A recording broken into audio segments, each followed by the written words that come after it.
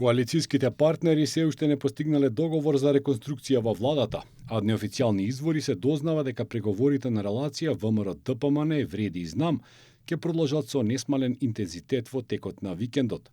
Доколку се постигне договор, тогаш може да се очекува и формален предлог за новиот изглед на владиниот состав од страна на премиерот Христијан Мицковски до собранието.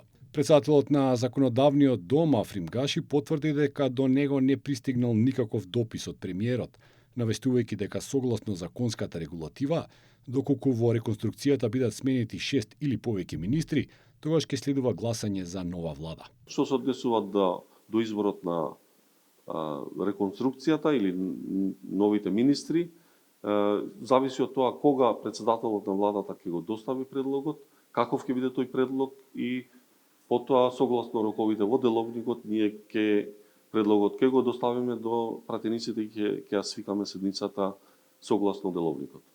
Во моментов се шпекулира дека 7 или 8 министерски позиции ќе бидат реконструирани. Неофицијално се прави евалуација на сите министри, а не само на одредени имиња кои се споменуваат во јавноста.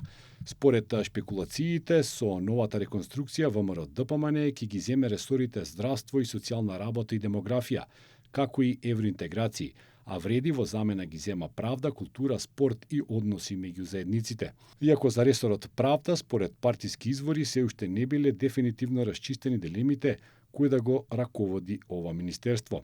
Освен овие рокади, вице-премиерското место за добро владење, што се испразни поставката на Арбен Фетај, веројатно ќе премине во рацете на ВМРО-ДПМН.